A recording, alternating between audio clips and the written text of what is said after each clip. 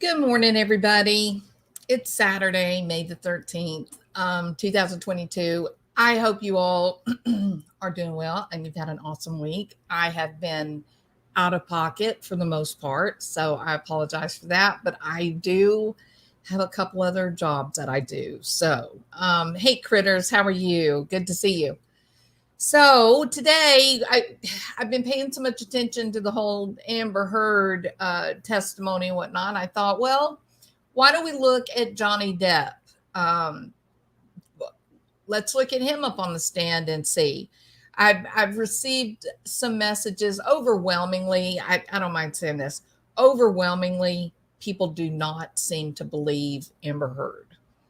Um, but I have received a few comments along the lines of, why do you think that Johnny Depp is an angel? Right? Well, I don't think he's an angel. Um, it, we're, the same age, and I grew up watching him become a big mega movie star, Hollywood. Uh, he's not an angel. He went through his coming of age years, his adolescence, all of it lived out on the tabloids. Um, Everybody else our age was partying, and he was too, but he had paparazzi that got to catch all the damage and put it out for the world to see. So his reputation does precede him, certainly. And he's one of those people living inside the bubble of stardom. Money is unlimited, and he is acknowledged. He has a drinking problem. So what nobody so I think here's my big problem with Amber. I think that she and her team have gone to extreme lengths to paint Johnny Depp as this insane, out of control, drug crazed, alcoholic, dangerous has been, right? They're trying to give this impression of a guy that most of us that really like Johnny Depp through the years, we don't really know that. We saw the party and when he was young. We saw some of the later stuff, the debacle with Amber Heard as that all fired up. Um, but when you really get into looking into Johnny Depp, looking at his overall life, his the lifestyle choices that he made, you don't get this impression of a drug crazed fiend who's sucking the blood of little children. Um, he spends a large percentage of his time painting, and he is actually a really great artist, and he's an accomplished musician. Um, he sings, has a beautiful voice. Um, it's hard to picture a guy who is so involved in so many different endeavors. It's hard to picture him realistically as a drug crazed fiend who's out of control. It is very difficult to, if you have seen people that are burdened by drugs and alcohol, they have a very difficult time just getting a shower. It's the the alcohol and the drugs skew their view of the world. They become hyper focused inward. They either lack motivation to engage in activities of accomplishment, or they try to pursue activities of accomplishment and they just seem to be manicky and out of control. We don't see anything like that with Johnny Depp, except that limited period of time when he was with Amber Heard and he was addicted to Roxycodone. And that is when she got those photographs of him sleeping, right? So I don't know. I think that everything that you have to imagine we've heard the audio recordings, her berating him, talking in this bizarre, strange little girl voice. I mean, they're just bizarre recordings. And we've heard that, and most of us have shuddered and said, oh my gosh, but for the grace of God go I. You or I could end up in that form of abusive relationship. And then what do you do to survive it, really? Right. And imagine if what appears to be the truth, that she's the perpetrator of violence, he found himself with this young woman 35 years younger than him, 30 years younger than him, and they only stayed married 12 months. Imagine that. How is that possible? How is it possible they knew each other a couple of years, and then the very minute that they get married, she starts beating the shit out of him, looking for problems everywhere, every direction? Was it all part of a plan? Was this all a orchestrated process to maybe get a little bit of extra cash in the bank, or to see if he could help her in her career? She does have a tendency with men to go for the uber wealthy. I think that probably in reality, she probably prefers women, would be my guess, looking at her history. But the men that she's choosing are men that are uber wealthy. It's very interesting. So one thinks, does she have a plan in her mind how to acquire what would be considered intergenerational wealth? Who knows? But I do think it is very odd. You end up marrying someone like Johnny Depp.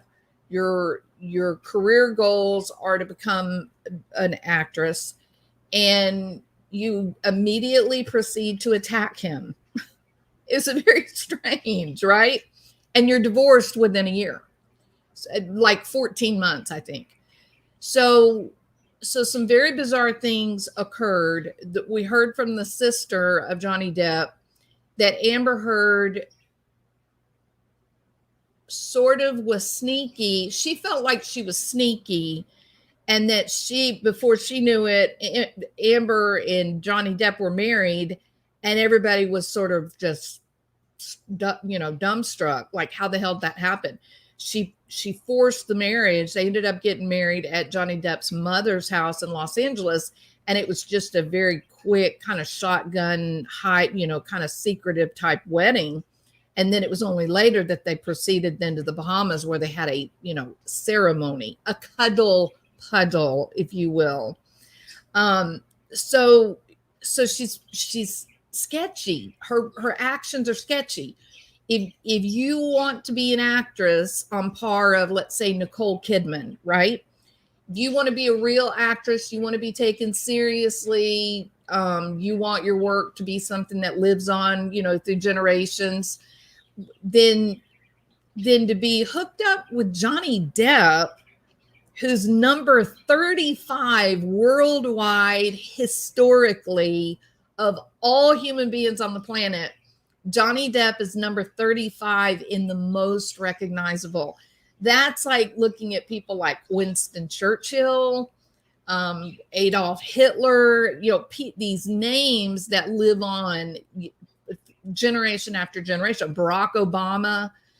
I'm not saying that Hitler is a good guy. I'm saying recognition of the person, right? Knowing who they are. Johnny Depp is number 35. That's crazy. That he's an actor, right? But he's so much more than that. And I posted a video on Twitter last night that had 100, I believe it was 100 people who commented on what they thought of Johnny Depp. These are people that had worked with him, had been friends with him, known him, business relationships. And the comments were so consistent in that he's such a good guy. He's so calm and reassuring. He's so positive. He looks forward. And all these comments just really paint this picture of a guy who is on one hand brilliant, and then on the other hand, who's just very down to earth and real and incredibly shy. He is incredibly shy. So why would you hitch your wagon if you have aspirations to be the next generation of Nicole Kidman? Why in the world would you hitch your wagon to someone like Johnny Depp, who is so well respected in this whole movie entertainment industry? Why would you hitch your wagon to this guy and then proceed to try and destroy him? Why would you do that? Why would you go and file this temporary restraining order in a way that was highly calculating? And when you come out from the police station, there's like 50 paparazzi there. So who called them? Well, we know who called them, right? This was all part of the buildup for all that was going to happen. She getting the ACLU involved. This was all about standing on the back of Johnny Depp and building up Amber Heard, regardless if it destroyed Johnny Depp and his reputation, which ultimately it seems to have done. And that is what his lawsuit is about, is the steps that Amber Heard took intentionally, with malice, with anger, destroyed my reputation, that I had, my legacy, my family's reputation. And how do you get it back? You really don't. When the lies come out, you look at what happened to me. There's such a little teeny tiny sliver compared to what Amber Heard has done. But you remember, there's many of you like critters and whatnot. There's many of you that were around with this whole Milo autism robot deal. Never, not once did I try and tell people to make donations to buy Milo. What I had said was I was not aware of this whole YouTube thing, and how easy it was to make a channel and that you could become monetized. I just didn't know that. And it happened very quickly for me. I think I was monetized like within 2 months. I mean, it was really shocking how quickly it happened. And when I got my first couple of checks from AdSense, I was kind of surprised. It just took me, I was really shocked. And so I said that, this was unanticipated. I never thought that, you could realistically make money unless you were PewDiePie, and so I had said that as an owner of a private practice, where I do take pro bono too many, I take too many, but I had said that I thought it would be, I had made a decision that I was going to take the money from AdSense and I was going to just let that stay in the bank. And that would be what I would use ultimately and try to buy Milo. Milo is very expensive. All of the children's hospitals have him or a form of him. And so I thought that's what I would do. And the weird, this hashtag Milo, it got started, Kim, one of the ladies that was a part of our channel, she really started pushing it. She was being kind. She wasn't being hurtful at all.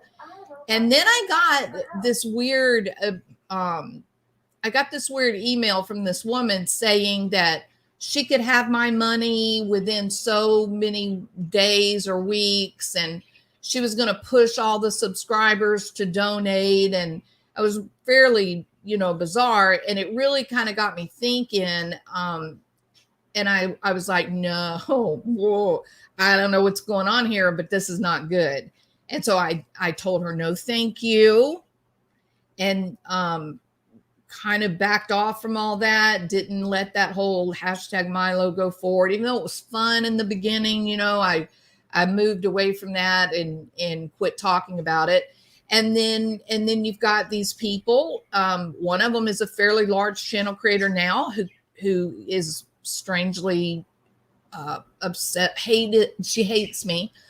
And they say that I was a fraud, that I was defrauding people. I ended up giving back every donation that I had verification for, um, and I demonetized. I took my AdSense off my channel for about 5 months, I think, and continued to make my videos. And I was mortified, and I thought, oh my God, they think I'm, a fraud, or that I'm trying to steal people's money. And it's horrible. It's a horrible position. And so still, even here we are now, we're going toward 4 years. You still have crazy people that bring it up on their channel. Oh yeah, we know about Milo. Whatever happened to Milo? I'm like, really? Shut up. Right? So it is very difficult when somebody says something about you that is absolutely objectively false. It is very difficult for it to ever go away. The people that want to hate, the people that love the drama, they hang on to it and keep it stirred up. Those people that are just regular, normal, everyday people, they see the facts. They're like, well, if she's trying to defraud us, why did she demonetize our channel? Why did I look up one day and my donations, or not donation, but super chat has been, sent back to me? Like, why did she do that? So, regular people saw the reality, but the weirdos just keep it going, and that's what they do. So I do, when I heard Johnny Depp talking about how, he lost, he won't ever get back what he had. There will always be people out there that will, for whatever reason that they may have, maybe they're one of those people that is just firm line, me too. If a woman makes an outcry, 100% she's telling the truth. Never question a woman. If she says it, it happened. And I'm here to tell you that is a lie. I cannot tell you how many times I've had young women in my office, college age, who were just burdened with guilt because they did something intoxicated that they were embarrassed by, said something about someone that wasn't true, and now the guy is, being called rapist and all this, and they don't know how to manage it. They don't know how to walk it back and make it right for the guy who didn't do what she had said. So we've really got to return to some level of sanity. And just because someone is female doesn't mean they're telling the truth. People have many, many, many reasons to mislead or lie. And everybody has lied at some point in their life. There's not anybody, that is Mother Teresa, except for maybe Mother Amber.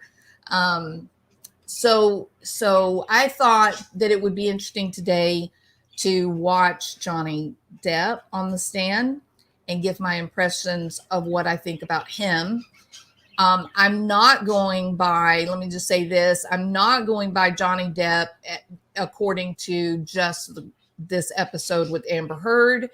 I'm going to, full disclosure, I have been a fan of Johnny Depp, not across the board. I think he's made some terrific mistakes in some of his movies that he's chosen. But he's an artist, and he's a bit weird, or should we say he's I don't know. He's just a bit peculiar, but a lot of brilliant artists are peculiar, right? And I think some of the roles that he's picked, he found them to be interesting, but didn't consider the overall tone of the movie, and then it just comes off looking foolish and ridiculous. But he's had some movies that were just, man, just, you can't, like Heath Ledger, the same. But I watch Public Enemies. I own Public Enemy. I own a lot of his movies. I own all of the Pirates of the Caribbean. Ninth Gate is such a great movie.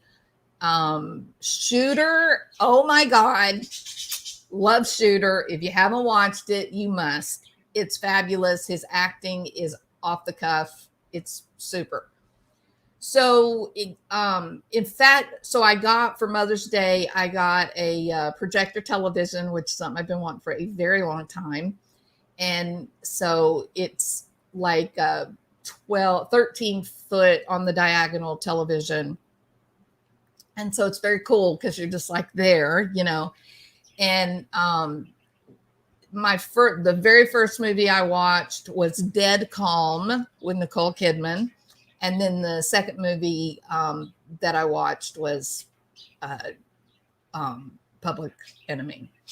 So and then I watched Knight's Tale, and so I had like a movie night, and I did a deep dive into my very favorite movies of all time, and that was that. So I'm not coming with a completely open mind. I I have very much enjoyed a lot of his movies. Definitely not all of them. Some of them have been a disaster. Some of his Pirates of the Caribbean were disasters. Some of them were not so great. Okay, but so I guess the reason that I'm saying that too is that I've watched interviews with him since I was even in my 20s. His baseline behavior, he is an introvert. Like, there's no doubt. He's not pretending to be shy. He is shy. They moved to France because the people were he and his family just couldn't go out, couldn't do anything because there were so many people and paparazzi, and so they went to France, and they didn't have that problem. He doesn't pursue fame. He doesn't. He wants his privacy, and so I think his behavior on the stand is really consistent with what you see in his early interviews. You don't even have to look at interviews in the last 10 years. Go back to when he did Shooter or he did Public Enemies. He is very shy. He's a quiet, introverted guy. He's an artist, and that's that's who he is. So so that's what we're going to do today. We're going to watch Johnny Depp on the stand and see what we think. Okay. All right. And no, I don't think he is an angel, not by a long shot, but I do think that I think he grew up, his escapades that most young men go through, and some young women. I do think his escapades ended up getting plastered all over, the teen magazines and National Enquirer, and he developed a reputation. He was running with the Brat Pack Wild Child group in Hollywood, Leonardo DiCaprio and Nicolas Cage, and I mean, he had some pretty wild friends, and I mean, it happened. But when you look at his adulthood, it's so cool. Let me just say this real fast. It's so cool to watch videos of him where he's like at his house and he's playing guitars with the old fat men, as Amber said. He's playing guitars with the old fat men, and it's so cool because it's Alice Cooper and Johnny Depp. What do you think of when you think Alice Cooper, right? You think like this maniac, like this madman, this crazy human being.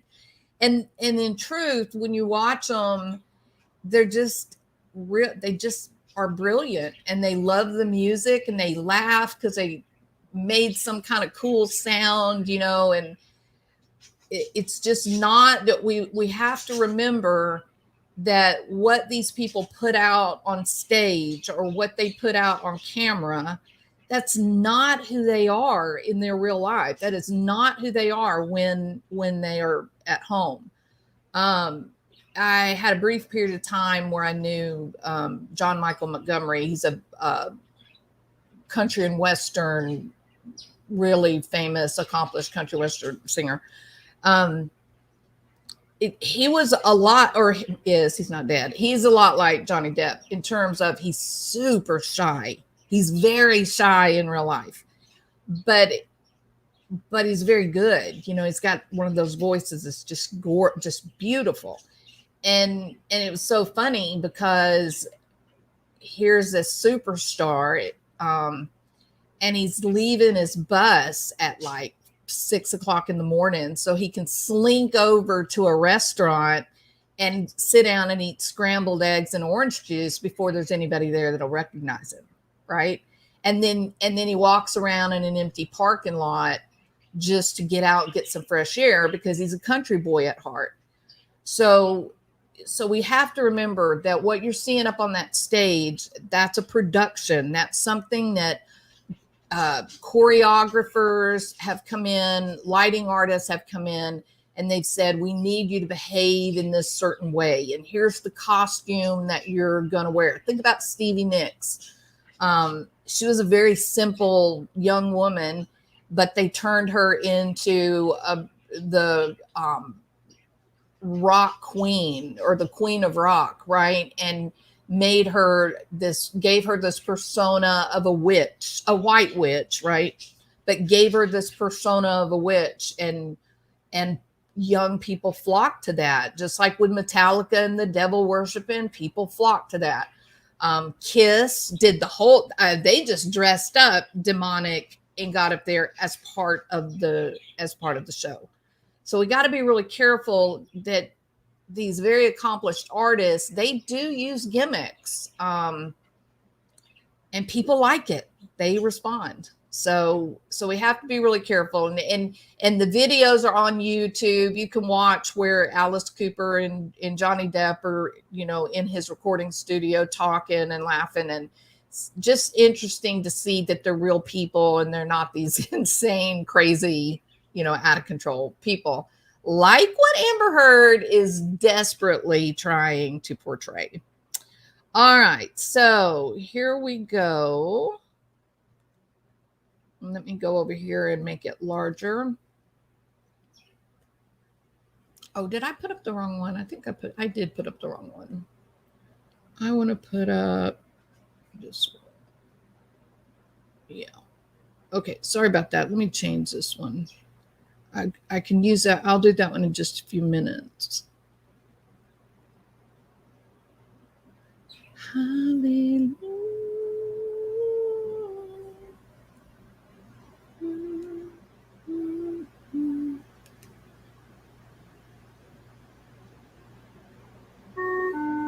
All right, did that work? No. There you go. All right, so let's see what we can learn. And I don't like, there we go. That's what I like. Okay, let's see what we can learn.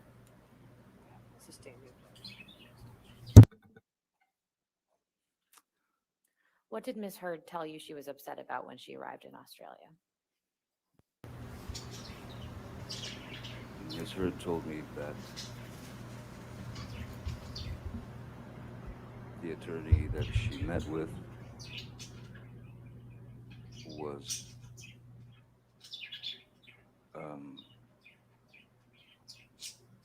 rude.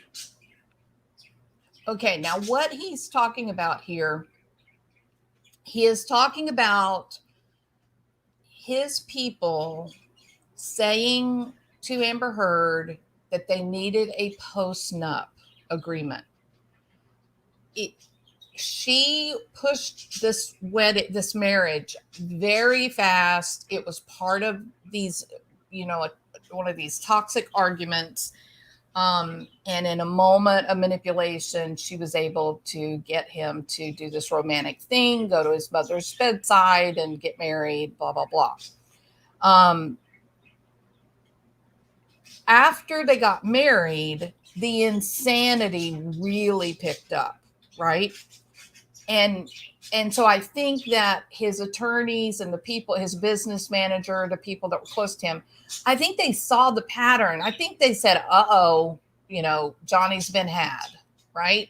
He was a catfish and she caught him, and now it's time to reel in the whatever it was that she was focused on getting. So his people go to her and say, we need a post-nup, and you have money, I have money, and we need to keep that separate for the health of the relationship, right? Now he told his attorneys, he said, just show her what a postnup would look like, the kind of things that it would affect and the kind of things that it would not affect, right? So she goes with her attorney to meet his attorneys to just see what they had in mind. Not to go sign papers and be done, but just see what they had in mind. Johnny Depp is saying that she apparently got furious, came back and was all, whiny, crying, saying, oh, they were rude to me. How dare her? Now, who can see that actually happening? I think with the whole histrionic, already a psychologist has diagnosed her histrionic BP. I think there's a touch of narcissism there. I can certainly see her distracting from the topic of the meeting, which was the postnup. I can see her distracting from the topic of the meeting to, Johnny, they were mean to me.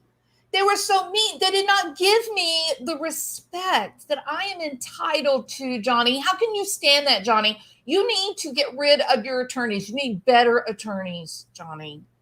How dare they treat me that way? I want a postnup. I want that, Johnny. That is something that will be good for our relationship, that I will not be talked down to. I will not. So if she takes that route, then the work related to the postnup comes to a screeching halt. Because now it's all about Johnny's mean old bad attorneys. So this story, to me, I can see this. I can buy it. And dismissive, and all she was being shown was an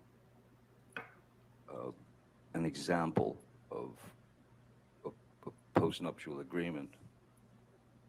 Ms. Heard then stated to me that she was very upset. She stated to me that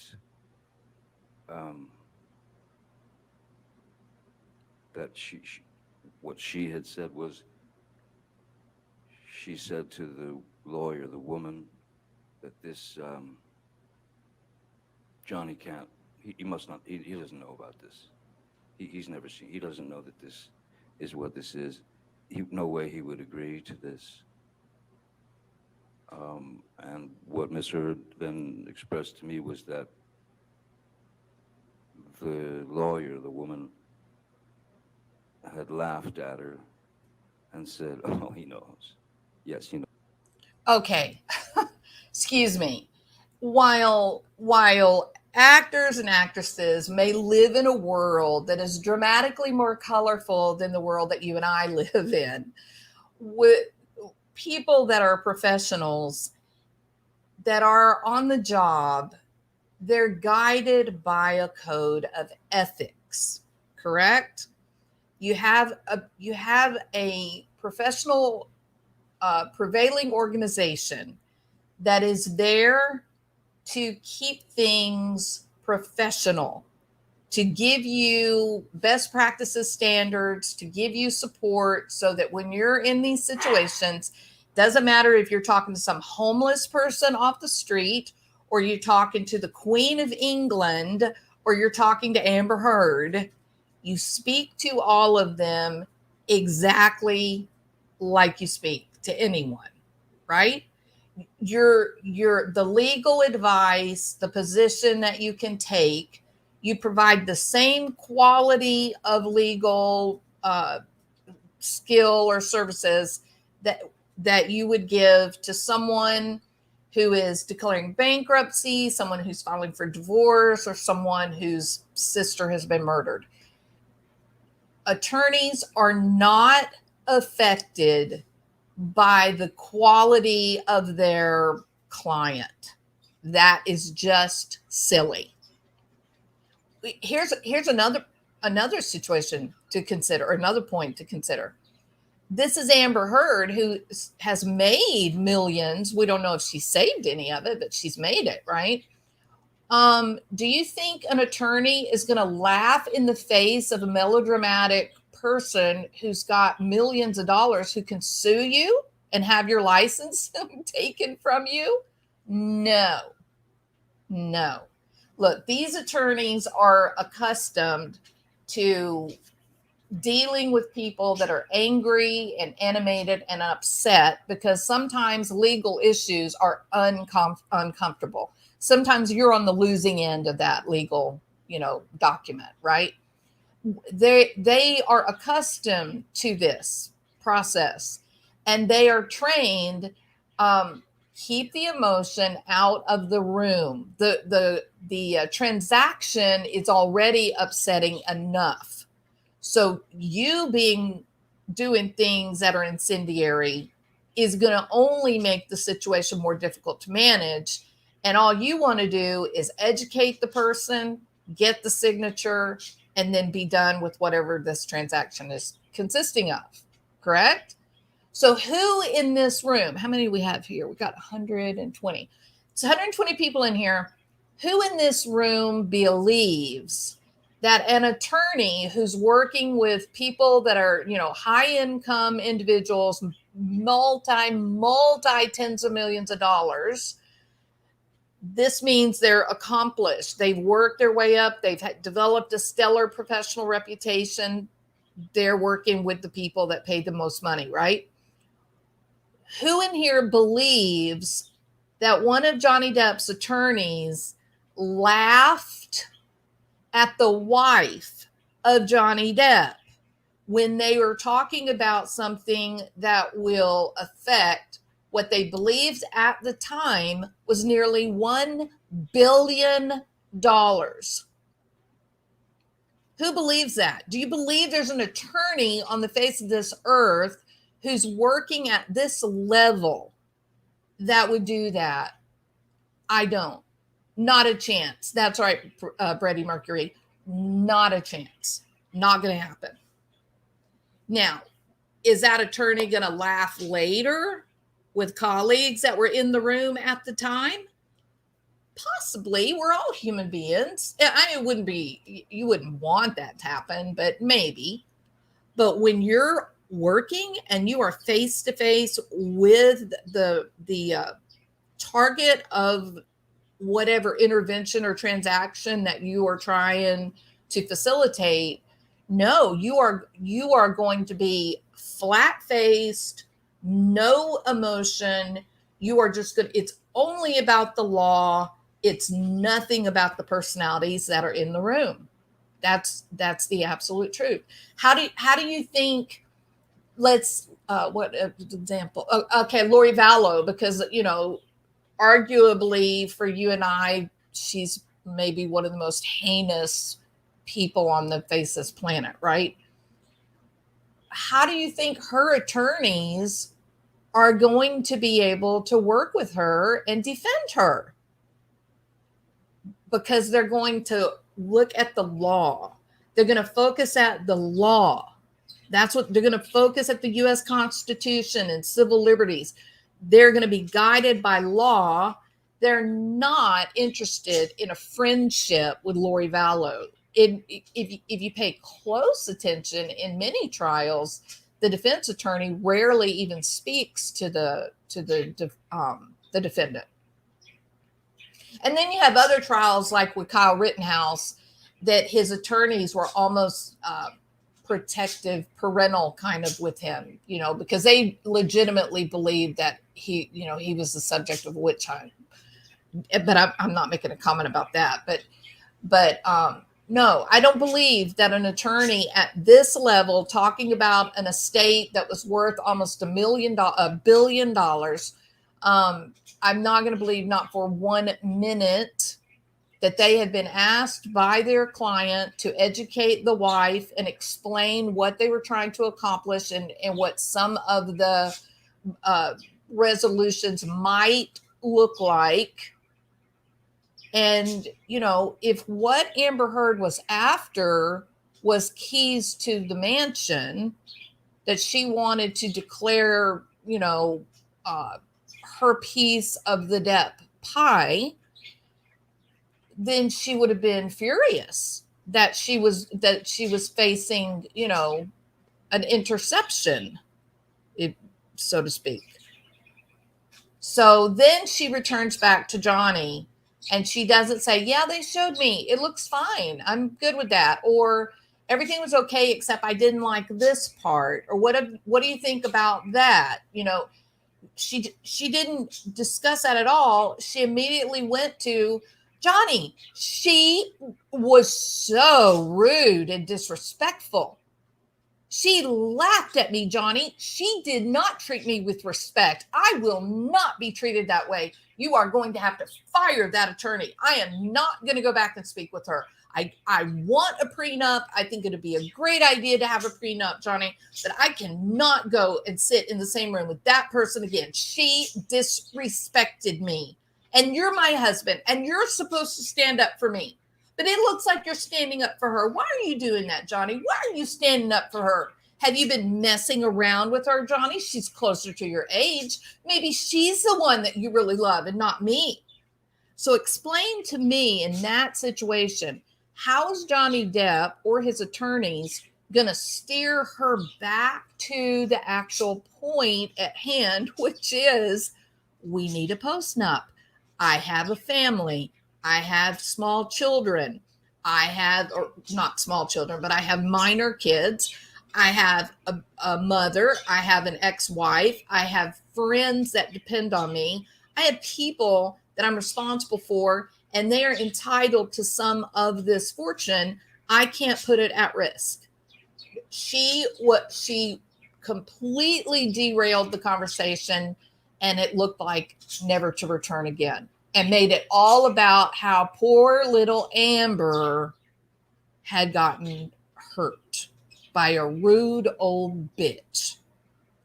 So this is standard fare. You may be sitting there asking yourself, well, how does Jules know how to act that out? What was being said? How does she know?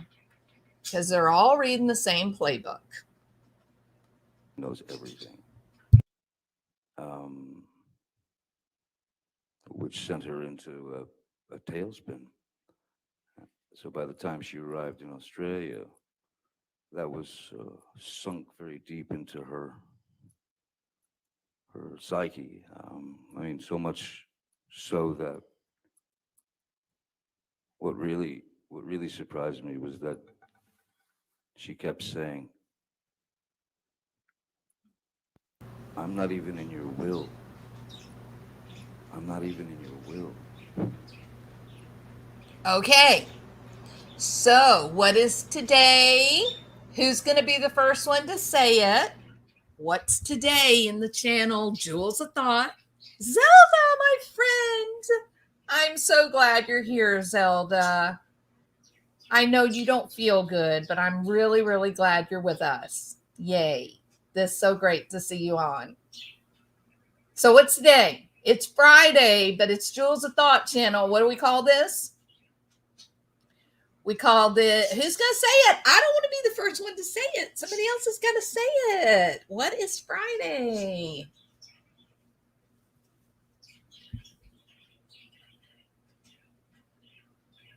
Oh, thank you, Zelda. I am so glad you're here. No, Scarlett, it's not. Well, it's Friday the 13th, but we don't care. Wild speculation. Thank you, Diane. Yes, ma'am. Thing one also got it. Okay. Yes, it's Friday. It's Wild Speculation Day, right? This is the show that we like the most on Fridays because we get to do wild speculation. So he's smiling right now. Look at his face. And he's got a precious little smile. Let's be honest. So he's smiling. And the reason he's smiling is he's saying that as she's infuriated about this postnup, she's accusing this lady of laughing at her or being rude to her. What does Amber say? Now, this is Australia. This is when Johnny Depp came back with one less appendage intact. Okay. So she comes back and she says, Johnny, I'm not even in your will. This postnup was ridiculous. I'm not even in your will, Johnny. Now, they had been married all of 2 months. 2 months. What? You married a man out of love. Isn't that what you said? That he was the greatest man you'd ever seen. He was sunshine. Remember? Yeah, fabulous. Yeah, okay. I'm not in your will. So Johnny's going, okay, this is something different. This is something I've never experienced before.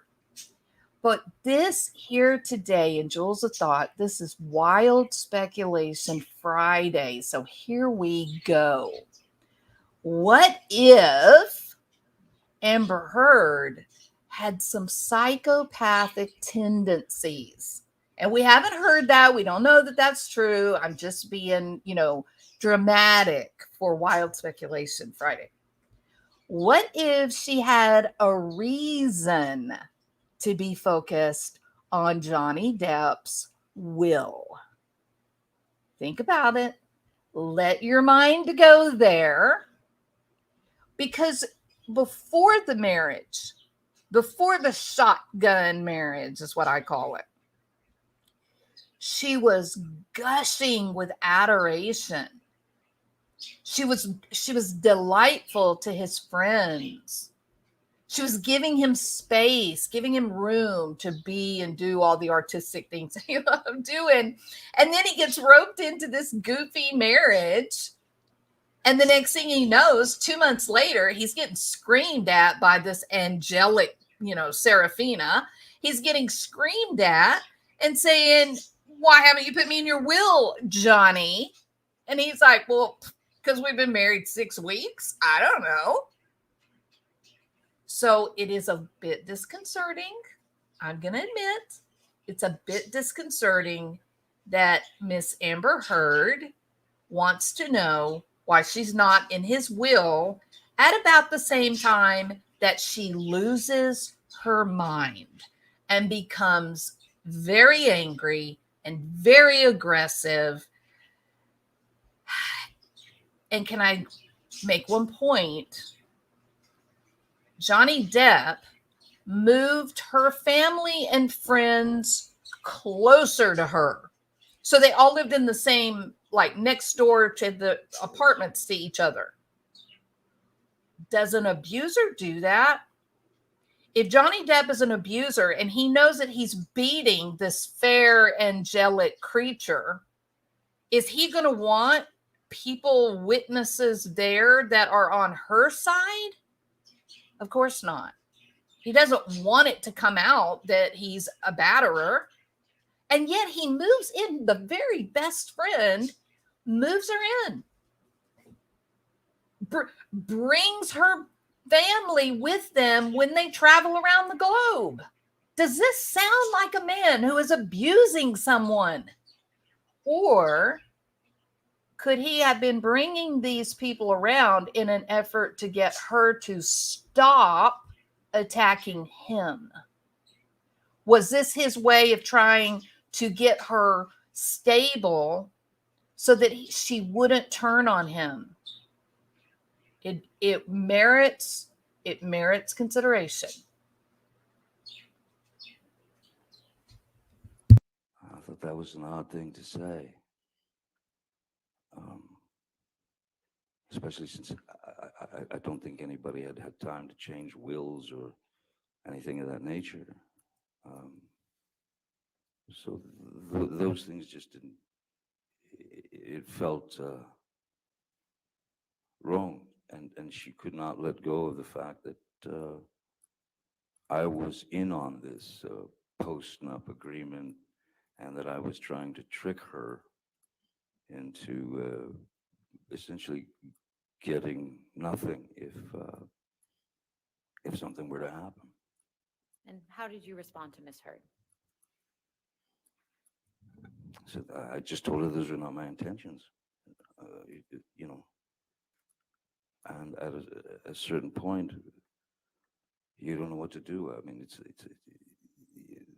the person is telling you, she's telling you, you don't trust me, you don't trust me, and I I can't speak about legal documents. I can't speak legalese. I can't explain to her these things. All I could do was try to calm her down and say that I was not out to screw her over or put her in a position that was uncomfortable. Did that work? These were stock, normal things to do. It did not work. No, it escalated and escalated and turned into madness, chaos, Can you please violence. can you please describe that chaos and violence?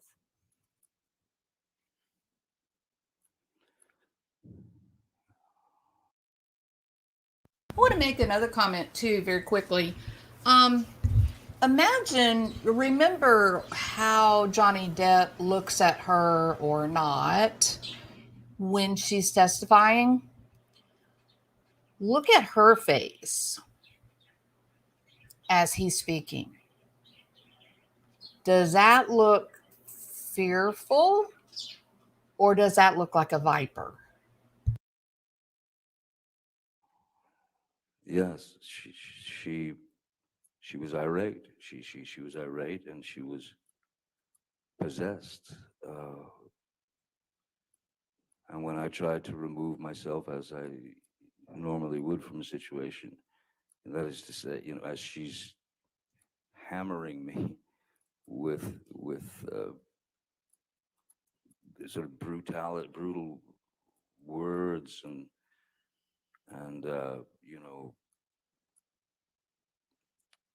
you know, I don't, pardon my language, but I remember that it wasn't nice sort of being called an ass kisser to lawyers or a pussy that didn't fight for her or stand up for her.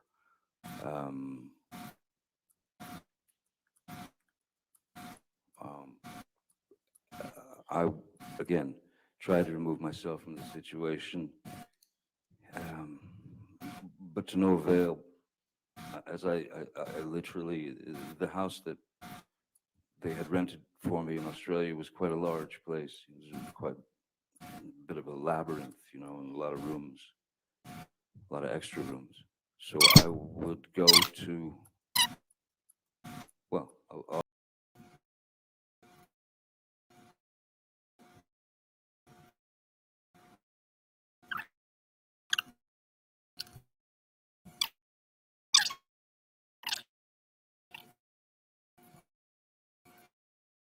So how did it come to be that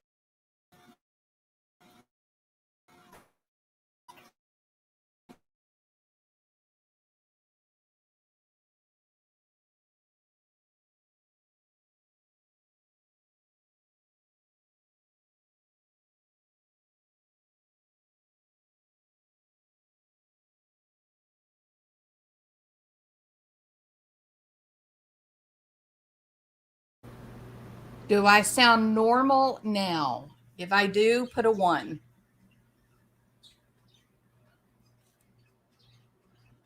Christmas, Christmas time is here. Time for joy. Good. Okay. Sorry about that. But at least you could hear what the chipmunk was speaking. Is that correct? I hope. Okay. So what I'm saying is, if you're judging propaganda versus a truthful statement, part of that process is to make a determination: is this something that matches what I already know about life? The kitchen lady is hypnotizing us all. Now we all on her side. um, if you were a man who just married a young 20-something-year-old woman that you weren't really interested in marrying anyway, but you kind of got pushed into it, and you don't been married less than 6 weeks, 8 weeks, and now she's screeching about being in your will, and she is refusing to talk about a postnup, what are you going to do? Are you going to think, oh, she's so cute. I just love her when she gets mad. I just love the way her little nose just crinkles up when she's at. No, you're going to look at this woman and you're going to think, holy hell, what have I done? Someone save me, please. Why am I still getting red flags?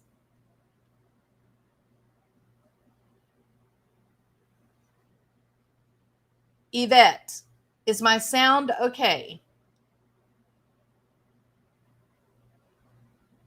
Big red flags related to Amber. Yeah. Okay.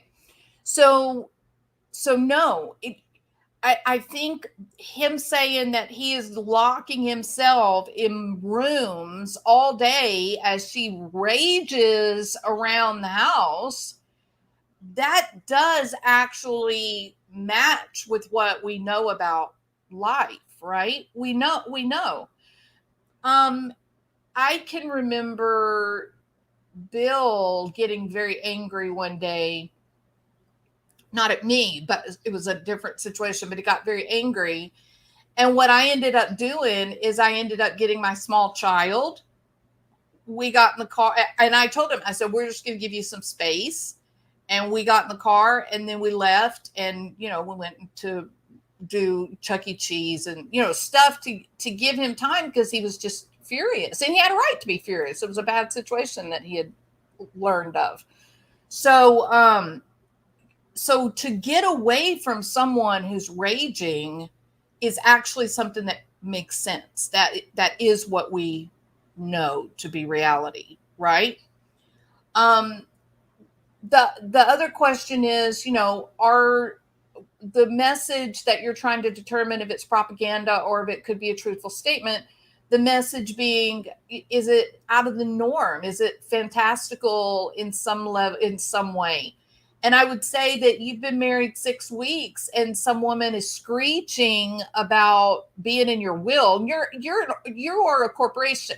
You've got many, many people depending on your income for their income.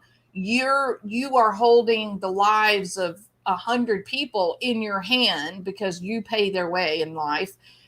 And now you've got this young 20-something young girl who has a tendency to beat the crap out of you when she's unhappy, having a temper tantrum. And now she wants to know why she's not in your will. She has moved her friends into your property. Of course, it is fantastical. The minute that a 20-something-year-old says, I'm not in your will, you better start asking questions. You want to know why?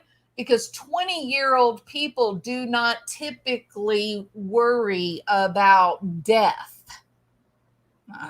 You didn't think about that, right? A 20-something-year-old person is still in a very specific developmental period of their life where they live the personal fable. And the personal fable says, I will never die. Nothing bad will ever happen to me. And those of you with a background in psychology and counseling, you know what the personal fable is. You understand this developmental period of time, right? So it is highly questionable. It is, I'm going to even say it, it's extraordinary that this 20-something-year-old woman has said now, 6 weeks into a marriage, has said, I am not in your will, Johnny. And Johnny Depp's reaction of, okay, this is weird. I don't understand why it's weird. I don't know what's happening here, but something in my heart is telling me that she should not even be thinking about death at her age. Boom. So is our wild speculation Friday really so wild? Or is there a little bit tiny little bit of possibility at this point. So I think Johnny Depp running to a room, locking the door, and then he finally opens up the door and she hits him. He goes to another room and locks the door. Then she persuades him to open it. She starts beating on him again. He leaves. I completely believe his story. It matches what we already know. It absolutely matches what we've heard in the recordings. That your finger became injured. There was at one point where I'd stayed in one of the, sitting on a bathroom floor, door locked. She's banging away, screaming, blah, blah, blah. And then suddenly she stopped and I could hear her walk away. I could hear her sort of receding into the distance, if you will. And, I you know, yes, yes, it became very emotional because you can't win for losing. There was nothing I could do to make her understand that I had, if that lawyer had in fact done that, and I did call my lawyer at the time, Jake Bloom, and I had him get these people on the phone, and I'm ashamed to say that I had taken, at that point when I was on the phone with him, I had taken Miss Heard's words to heart, and I laid out a ration of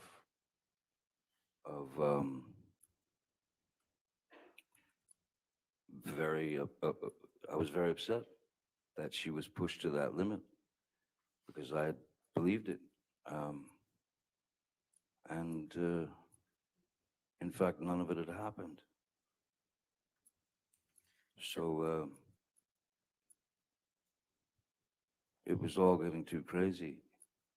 And again, I had been sober for many, many months from alcohol and substances, aside from the marijuana.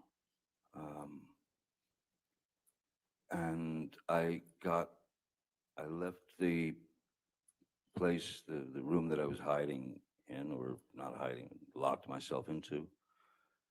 And I went downstairs in the house. Downstairs in the house, as soon as you walk in the house, you can go upstairs or downstairs. Downstairs, there was a sort of a rec area, pool table and such. And there was a bar. And I was a mess. I was a wreck. I was shaking, and I just didn't understand why all this was happening. So I went behind the bar. I grabbed a bottle of vodka that was there and a shot glass and sat at the bar. She was nowhere around. And I poured myself 2 or 3 stiff shots of the vodka. First taste of alcohol I'd had in a long time. And then she came down to the bar and found me there. And of course started screaming, "Oh, you're drinking again, the monster," and all that.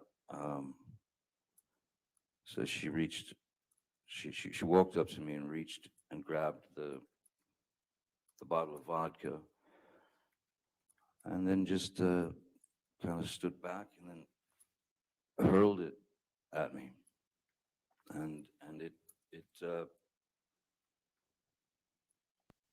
just went right past my head and smashed behind me.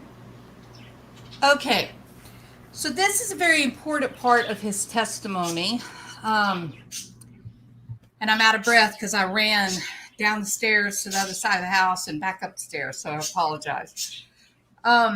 So, important part of his testimony, and here's why.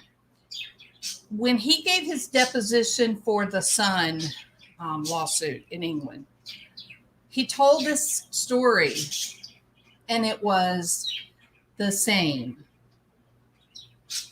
Hasn't changed, right? The brief kind of smile that's consistent with his baseline. It was a pretty incredible moment for him. He often smiles when he's telling kind of ironic tales, right? So it makes sense. It matches his history. Now, here's what is so incredible. Amber Heard got up on the stand and told the same story. Do you remember when she said, a velocity? He threw the bottle and it went past me with velocity. Remember that? Completely disingenuous. Totally unbelievable. Right? It was a script. It was rote memory. And here's the important part. When she gave her deposition for the Sun, she did not tell that story. It seems like to me she has taken his testimony as her own. She was also accused of taking her assistant's rape story and making it her own. What is something that we know about borderline personality disorder? They steal other people's stories and lives. They watch movies and they quote things out of movies because they're constructing a mask, right? So it's fascinating.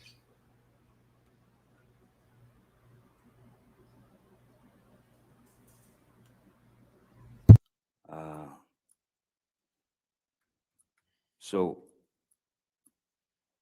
I stood up and I walked behind the bar, and there was a larger bottle of vodka, the kind with the handle, on it. I grabbed that and I went and I sat in my seat again. I opened the bottle and I poured myself a shot, drank it. Miss Heard was flinging insults left, right, and center, and she then grabbed that bottle and threw that at me. And the way that the bar was situated and where Miss Heard was, so if I could show you, so if this is the bar where the glass was and the bottles, if this was the bar and I'm sitting here like this, she would grab the bottle and she would go there. She went there. And so I was leaning like this in the chair, looking at her. First bottle went, then got the other bottle, shot, takes the second bottle, which is the larger one. I'm in this position again, and my hand is on the edge of the bar, like that, and leaning over, the fingers like that, and she threw the large bottle, and it made contact and shattered everywhere. And I honestly didn't feel the pain at first at all. I felt no pain whatsoever. Now What I remember, felt was Amber makes this big deal about how she didn't feel any pain at any time. She supposedly has a bottle in a place where bottles are not supposed to be, and he's very aggressive and slamming into her, but she has no pain. So I think she's taking his story right? She's taking his story. Now, here's where it went wrong. When that damage was done to his finger, there was such a profound level of damage to the neurons, the tissues, that, you know, this element of shock and adrenaline, the whole thing, there probably was a limited a period of time where it just didn't seem like it was having an effect on him. But it doesn't take long for the adrenaline to wear off, and then for, you know, all of the throbbing pain to begin. And when it does, it's absolutely excruciating. And he talks about that.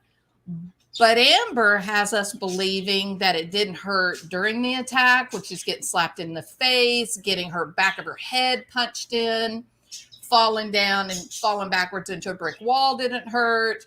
The whole SODOMY scenario didn't hurt. In fact, she was able to go upstairs, build a barricade, take sleeping pills, go to sleep with her bloody feet and arms, and magically awaken to make coffee for her beloved. And there's not a drop of blood anywhere in the bed or on the carpet. Think about it. And she still has no pain. Still magically zero pain. Johnny Depp, on the other hand, by the time they get him in the car, and they rushed him, get him in the car, he's in abject just agony. I felt heat. I felt heat, and I felt as if something were dripping down my hand, you know.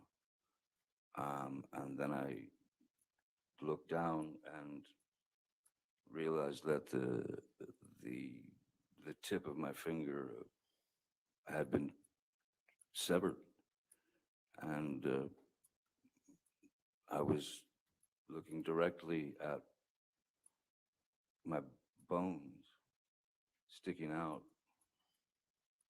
and the the meaty portion of the inside of your finger, and blood was just pouring out. And now, don't forget that Amber Heard is on a recording saying, "Oh my gosh, did I do this to the whole floor?" that point, I think that I went into some sort of, I don't know what a nervous breakdown feels like, but that's probably the closest that I've ever been. Nothing made sense. Because you were in shock. In my mind and in my heart, this is not life. Yep. This is not life. Yep. No one should have to go through this. And as I said, this feeling of nervous, being in the middle of some sort of nervous breakdown, I started to write with my blood, in my own blood, on the walls, little reminders from our past that essentially represented lies that she had told me and lies that I had caught her in. So he's in shock, which is going to numb some of the pain, right? He is melodramatic, which is part of the reason why he's such a great actor, right? He's basically experiencing this multi-level decomposition coming from a year or more of gaslighting, abusive revelations, only to be sucked back into the madness again. And now it has culminated in an act that was so violent that it, crushed his finger. Now he says it's severed. I think it's probably more accurate to say crushed, because we've seen the bones, we've seen the X-ray of the bones, and it mashed, it crushed the bones in that same finger, while also cutting off part of it and tearing the flesh. So it was a excruciating injury. Even in the days after, it would have been terribly, terribly, terribly painful. So this oddity of writing in blood, he's thinking, this is not real life. Nobody should live this way. Nobody should have to live like this. And then he begins to use blood to write all of the things that she had done wrong to him, all of the acts of betrayal and abusive name calling. So he's writing that in his blood. Now, is it melodramatic? Of course it is. But is he an unusual, kind of quirky kind of guy? Of course. I mean, just look at his music, his art, the way he manifests his characters. I mean,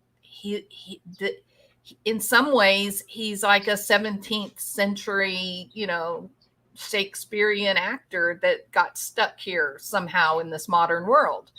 So it's believable to me that as he's in shock and he's kind of reeling from all that's just unfolded from asking her to just learn about a post-nup. He didn't ask her to sign anything. He just said, go see what's some of the things they can put in them and what does it mean? And her reaction was to punish him sufficiently that he never had the audacity to bring up the idea of a post-nup ever again, right? So he's grappling with this. He knows damn well Elon Musk was in his house because his security people probably told him. Can we be realistic here? There's video. He knew damn well that she was letting James Franco into his house at 3 a.m. because there is proof, right? That his people were loyal to him. His people were trying to tell him, hey, boss, this is not what you want. Trust me on this. So they want to act like him having her call on the hotel room phone so that he can verify that she's there in that room. They're trying to paint the picture that he's being overly controlling and abusive. I'm thinking, listening to this, how many people have I heard who have discovered infidelity in their own lives, and they're trying to put their marriage back together.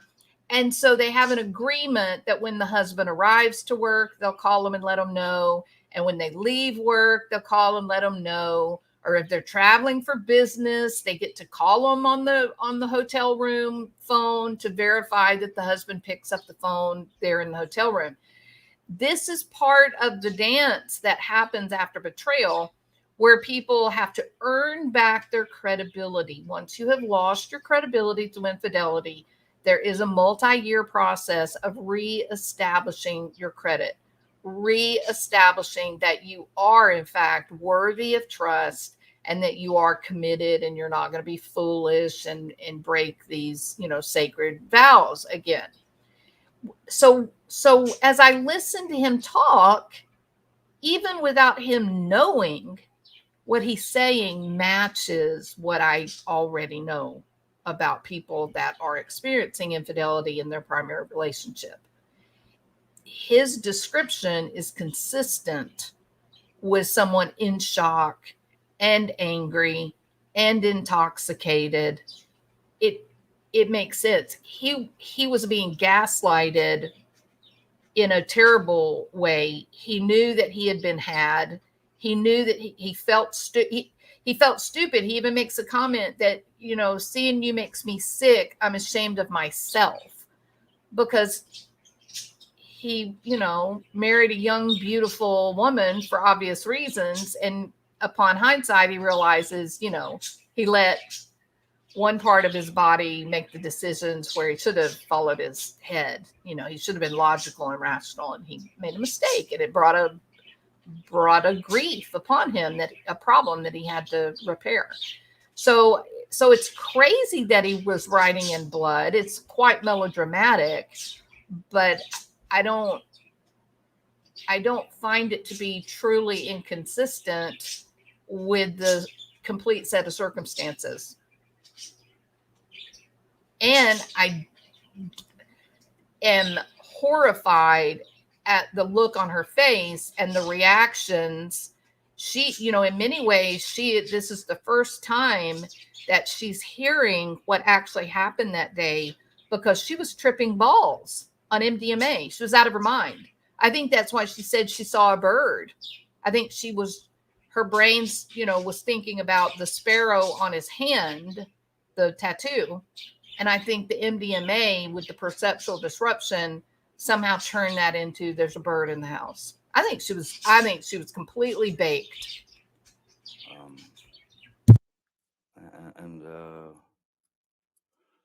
And then the next thing,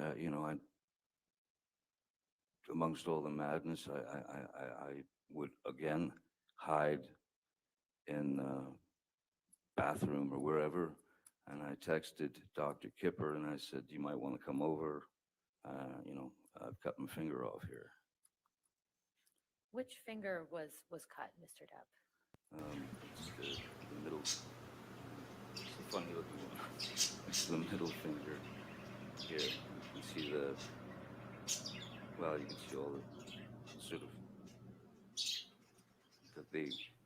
from the initial wound, all these bones up here were crushed, and it looked like Vesuvius, and so this part of my finger now is so that because of not having use of the tip here, this is basically arthritis that kicks into the joint once that Look at Amber Heard's part of the face. finger What do you is make of mangled. that? What do y'all think that Is is? that the right middle finger? right. Is that guilt? Is And she is that your experiencing a dominant sense of hand? guilt? Yes, it is. Yes. Mr. Depp, after Ms. Heard threw the vodka bottle at you and severed your finger, what, if anything, did she say when she saw the injury?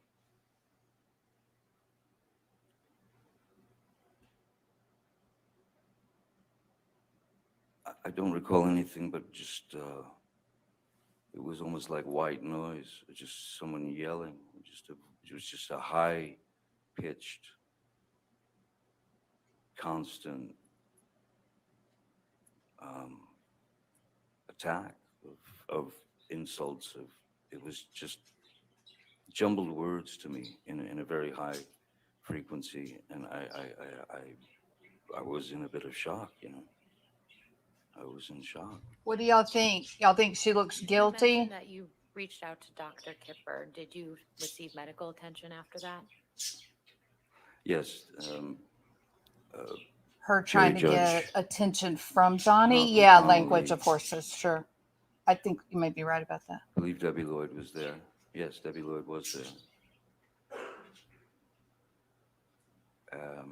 Ben King had arrived as well. Who is Ben King?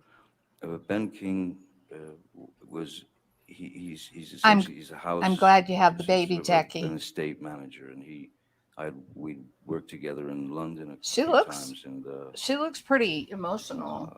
he's a wonderful guy. So I brought Ben along to Australia to manage everything. He's very good and very nice. And then there was also Here's another thought that I have.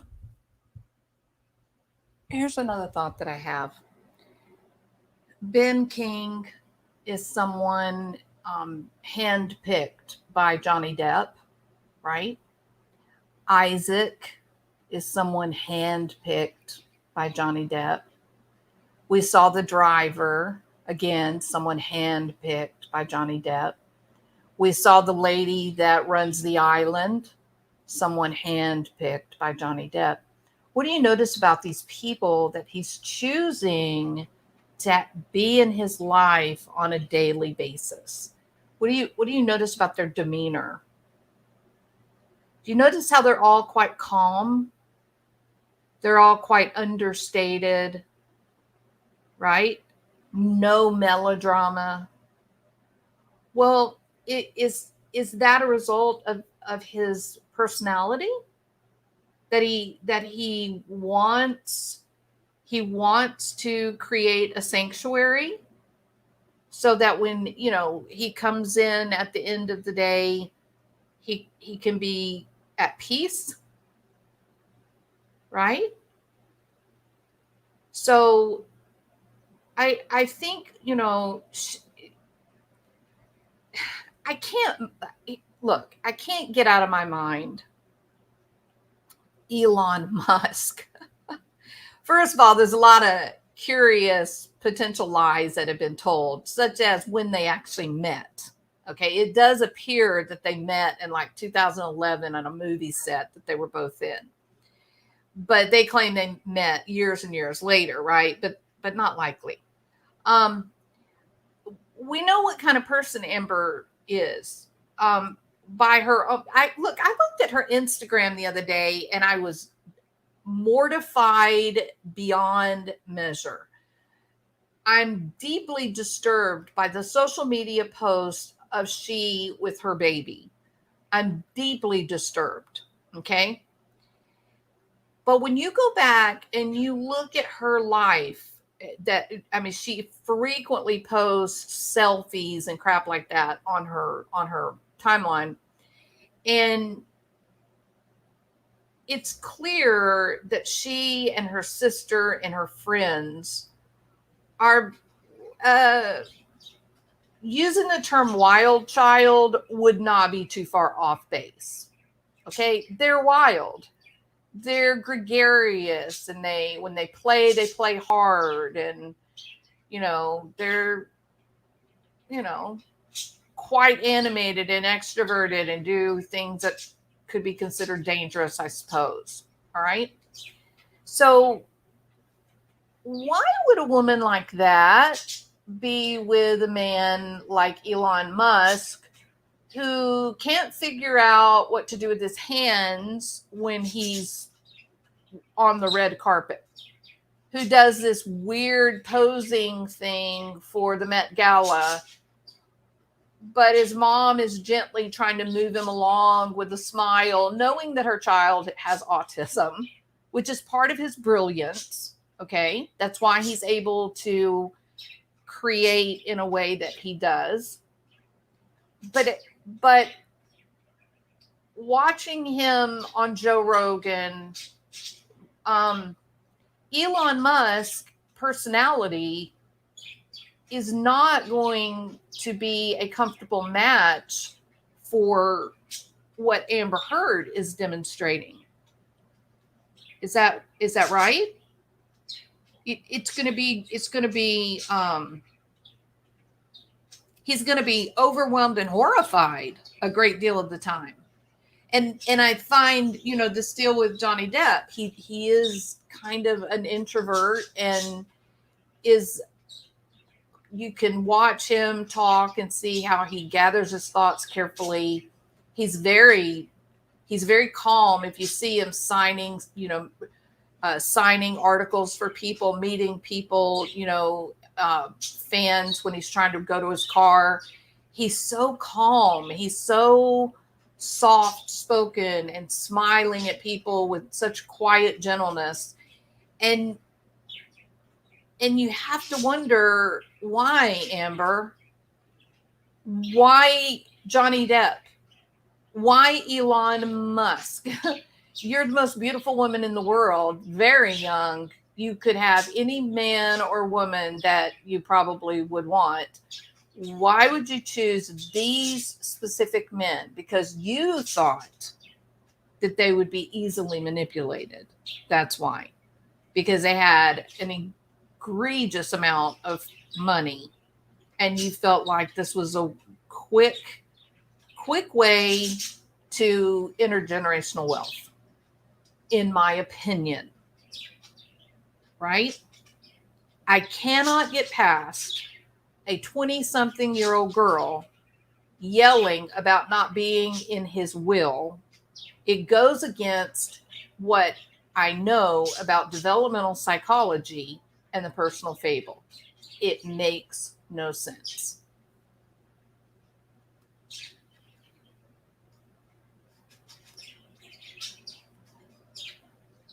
Yeah, I mentioned Malcolm and Jerry. Yeah, they were there as well.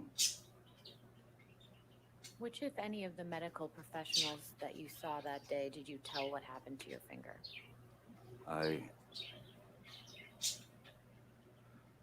When Malcolm and Dr. Kip, when they took me to first we went to Malcolm's apartment where he was staying while we were shooting the film, and tried to clean my hand because I had worked the day before, and obviously when you're playing pirate, Captain Jack or whatever, you're covered. They paint with alcohol, with rubbing alcohol. They paint dirt all into your hands and into your face and everything. So they were worried about getting my finger clean. So they tried doing that at Malcolm's, and then the Chipper said, "No, we got to get to emergency room, and we've got to get hold of the tip of his finger." So we went to the emergency room. The doctor asked me what happened. Now tell me if this is a victim. I said that I had smashed it in these large accordion doors, that it got caught in the accordion doors. Why? Okay, what do we know about victims of domestic violence? What do we know? They lie. They lie. And a lot of people will say, well, why would they want to protect the perpetrator, the person that's hurt them? Why would they want to hurt them? Well, many of these victims of physical violence, they're embarrassed. So they lie to try to save face. Sometimes they lie because they're afraid that their abuser will punish them more, hurt them again. And sometimes they do it because they're just so lost in all of the gaslighting, illogical, dramatic relationship that they're not sure if they want to stay in the relationship or leave. They feel like maybe I can do better. Maybe the things I'm saying or doing is causing her to become so angry and hurt me, and maybe I can fix it. Maybe I can be better. And we see that in his writing to her, in his text to her. He's presenting as a stereotypical domestic assault victim. And if he were female, he would be believed. Why would you lie about that? I lied because I did not, I didn't feel, I didn't want to disclose that it was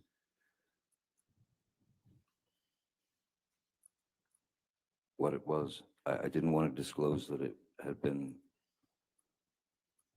I didn't want to disclose that it had been misheard, that it thrown a vodka bottle at me and then took my finger off.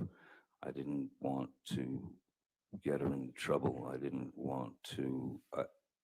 I tried to just keep things as copacetic and as easy as possible for everyone. I did not want to put her name in that mix.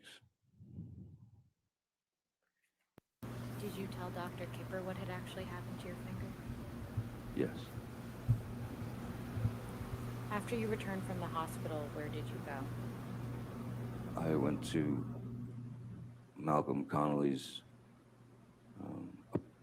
apartment. I didn't know that, and, Doug, for life. Slept on his couch. And to the extent that you know, where was Miss Heard during this time?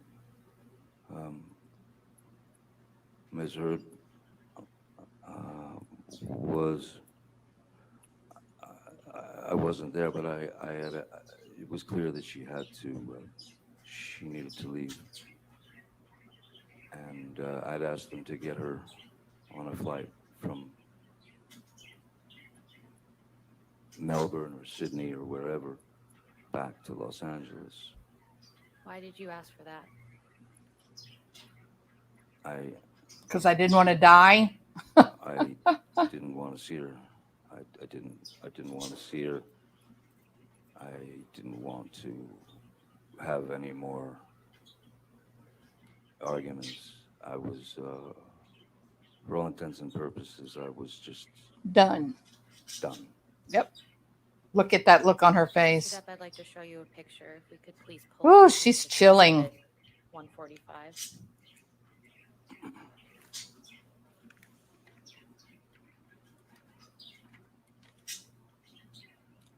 She's writing, I'm going to kill you, Johnny. I hate you, Johnny. You suck, Johnny. I hate your guts, Johnny. Why aren't you protecting me, Johnny? You're such a baby, Johnny. Oh, Elaine. Get your nose out of the picture, Elaine. Mr. Yes. Depp, what is this a picture of? That is. That's my finger. That's me in the emergency room. And that's little Richard. I see. I see a detail that I'd forgotten, which is the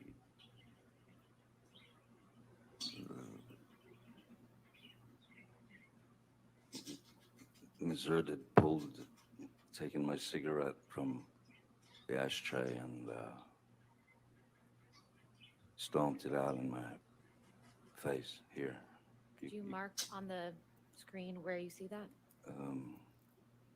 It's right above that green dot. And do you know who took this picture? I do not know. Can we please publish this to the jury? You want to enter into evidence? Yes, please. Any objection? All right, 145 in evidence. You can publish to the jury.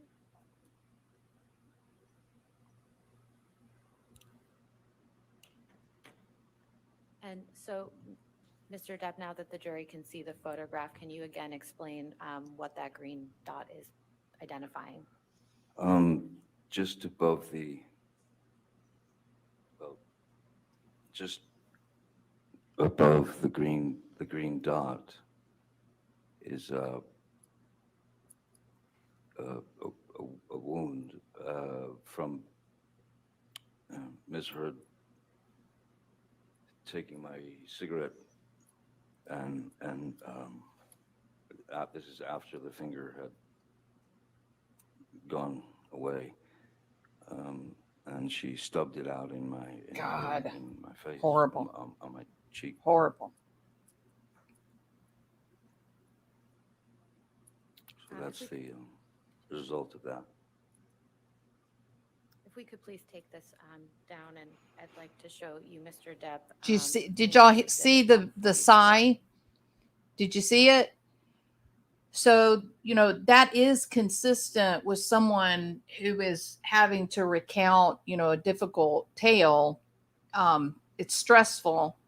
And so when you've got it out, then the body is uncomfortable. And so there's a need to calm. And so it instinctively will cause you to take this long, slow, deep breath, which gets more oxygen into the brain, and oxygen is soothing. It's calming to the brain, right?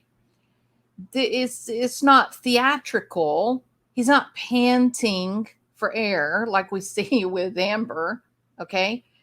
It's very low key, understated, but it's quite dramatic. It feels logical. It feels like a normal um, reaction to this high stress moment, right?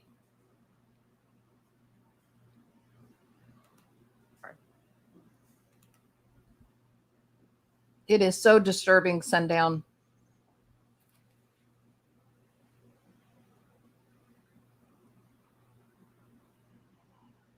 I agree, Sapphire, completely. It's What is this, a picture of Mr. Depp? the remains of my finger. Mm. And was this taken shortly after you were injured? I believe this was taken at the emergency room, I'd imagine. I'd move to this into evidence, but I'd like to also warn the jury and the people in the All right. audience that this is a very graphic picture. All right, any objection? All right, 144.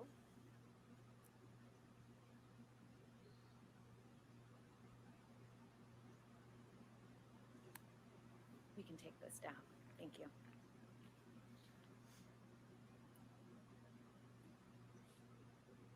Mr. Depp, how long after your finger was injured did you return to LA?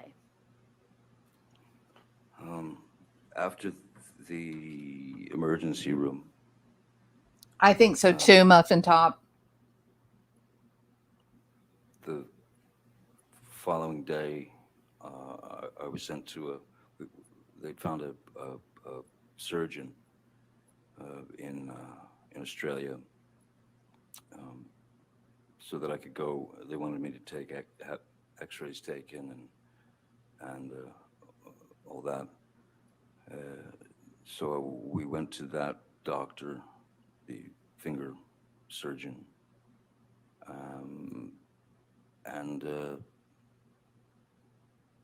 he asked me what happened to my finger, and I again lied, and I stuck to the story that it was smashed in an accordion, a large accordion door. And he looked at me as if I were lying. Yes. And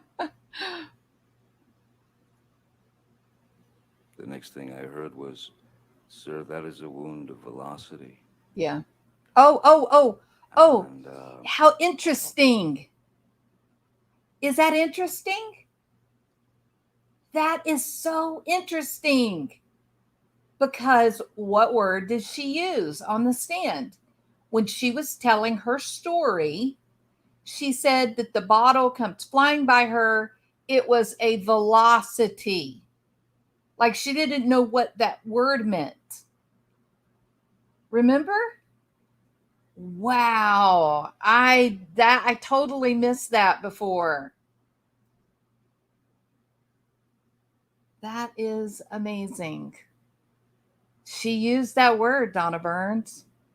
You heifer. You heifer. And look at her close her eyes. Oh man. Ooh.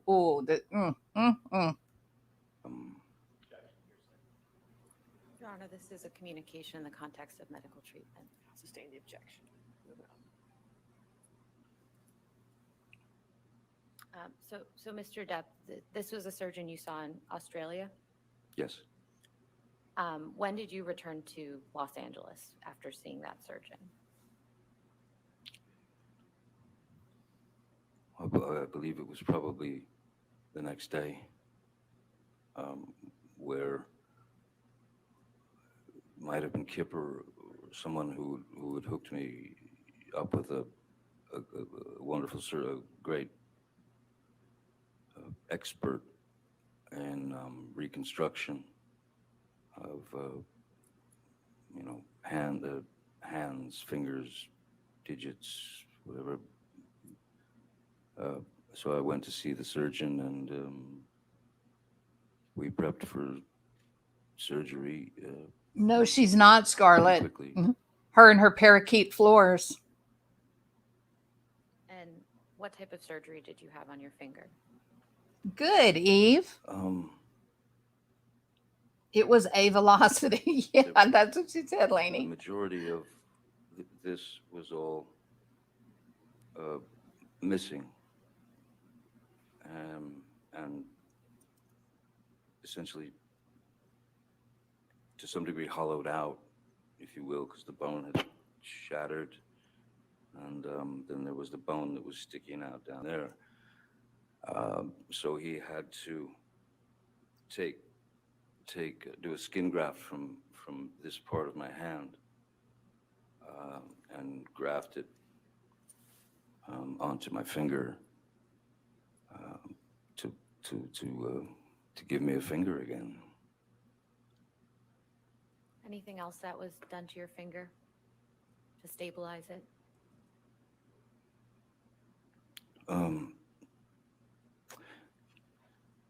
I don't think it was initially that they put the pin in. I think the pin feels like the pin came later. I'm not sure, but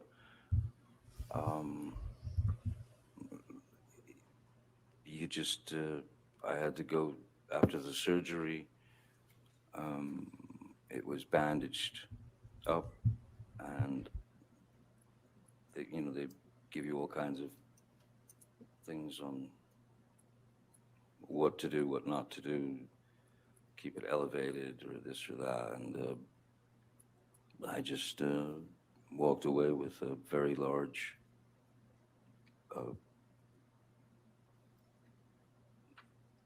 middle finger. It was all wrapped up to like this, and then, you know, medicated. They've given me shots in there and such. How long did you wear that bandage that you just described? Well, the bandage was from the time of the surgery all the way through the remainder of finishing Pirates of the Caribbean, which was, I think I finished, the injury took place in March. Finished Pirates of the Caribbean 5, I believe, in August, beginning of August, end of July. And you So had there to- was a bandage on it the whole time. What I had to do was wear, because of, there's a special effects trick that they had planned. Basically, whatever bandage I had on, as long as they would put more, little green dots, for example, on the splint and the finger and all that, and the bandages, so that in post-production they could use what's called computer-generated imagery, CGI, to erase the bandage and replace it with a normal finger. That's how we finished the film. So interesting, isn't it? Yeah, she's using his words. See my tutu. What do we know about borderline personality disorder?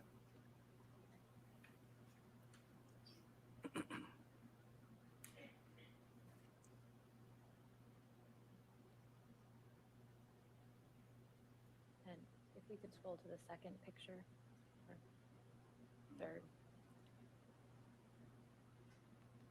Can you keep going one more, please? Another. Sorry, this is a series of pictures, and to spare everyone, I don't think I'll show you the immediate injury again. This was right here. Thank you. Mr. Depp, do you recognize this picture? Yes, I do. And what's reflected in this picture? This was taken in the surgeon's office, where I'd go in occasionally. Well, I had to go in every few days to have it checked out for infections and such. And so the finger, non-finger, was wrapped quite heavily, and there was this medicated, kind of greasy medicated thing on top of the wound itself. You And see how irritated this, I she's believe, getting that he's telling this seems like story? when the pin was in here. She doesn't want to hear the, about it. The wrapping is Horrible woman. The bandage is well, I had my choice here, and the wrap, and this, I believe, wrapped quite heavily. This Okay, watch her reaction. So the finger, Watch. finger, non-finger, was wrapped quite heavily, and there was this medicated, kind of greasy medicated thing on top of the wound itself. What a horrible person. This, Oh I my believe, God. Seems like when the pin was in here, and the wrapping is, the bandage is, well, I had my choice, and I thought, well, may as well take the kitty bandages, dinosaurs and hearts and unicorns. As I said, at least have some humor to deflect the pain. Wow, she's a horrible. It's unbelievable to watch her. I mean, he's made. I can see where he would take the. I can see where he would take like the dinosaur bandage, right? I can see that in his personality, but watching her, she's irritated by him just expressing the experience, right? Wow. I mean, you can almost hear her saying, "You're such a baby, Johnny. Stop being a baby," right? In that moment, she's sort of like, "Grow up. What's wrong with you?" Wow, she's. So very quickly before I end this, I noticed that someone said that she looks dramatically different now than she did 6 years ago. Agreed. And what do we notice about her? Well, she's got really uh, puffy eyes, right? She just doesn't look very healthy. I think that her hair also looks kind of dry, and it just seems like maybe she's not been living very healthy since all of this began. I do. She's got a picture up on her Instagram from a few months ago, and it says, "Two for the road," or me and two friends. I think is the way it's said. Me and two friends, and it's her face, and then she's got two bottles of wine, one on each side of her face. So that's how much she's identifying with alcohol, that she's, saying her and her two friends. If you go through her Instagram, you wouldn't believe the number of pictures where she's purchasing wine, or she's looking at wine, or she's drinking wine. And I know that it's become a frou-frou hobby kind of like thing for people to go to the wine tastings and to learn about, how it's made and all that. I understand all that, but I just want to put something out there, okay? Wine is a drug of choice. Whiskey is a drug of choice. Tequila is a drug of choice. Xanax is a drug of choice. Hydrocodone is a drug of choice. Meth is a drug of choice. None of these substances are better than the others. They're all there to change your perceptual and sensory organization. They're all there to elicit some form of intoxication. They're all there to some way create a sense of numbness and disconnection from the world. So I'm not overly impressed by, oh, my beautiful bottle of wine. That's fine if you drink a glass or two. But if you're throwing back one or two bottles a night, I'm sorry, you're having an alcohol problem. Period. All right. Thank you guys for being here. Y'all are awesome. I appreciate it. I'm so grateful that Zelda was able to join us. It was really good to see her here. It's interesting, isn't it? It's interesting how much she has taken his testimony.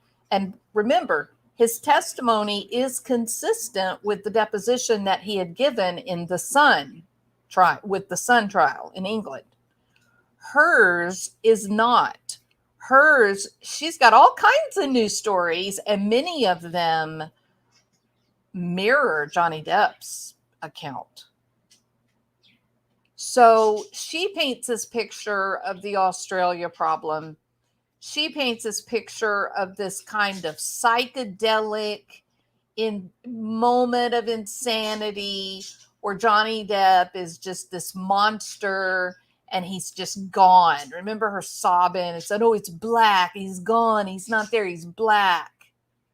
There's a bird flying in the house. Let me go get you coffee. I mean, it's crazy. Her storyline is 0 sense. I was terrified of him. He was a marauding monster. I went up to the bedroom and I built a barricade. And then I took a handful of sleeping pills. Wait a minute. Why, you're building barricades because you're in fear for your life, correct? Most people that have ever been afraid for their lives, what do you do the rest of the night after you build a barricade? You sit up and try to stay awake so that you can listen for somebody trying to get in. You don't take sleeping pills because that require a bit of trust to take sleeping pills where you're going to be incapacitated for a time.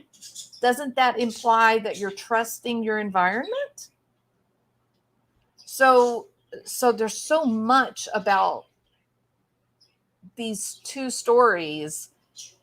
Things do not look good for Amber Heard. They really don't.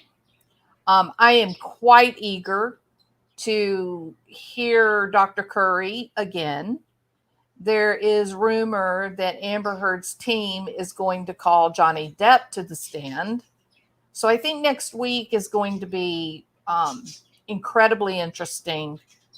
And unfortunately, I've got a couple of days where I will be working those long days, but then I'll have a couple of days where I won't. So I'll be here for some of it. Some of it I'll have to watch at night. But I just don't think things are going well for Amber. I really don't. Very good, Black Rose. Yeah, very good. Okay. I will be back later. I hope you guys have a wonderful Friday. All right. I will see you then. Bye-bye.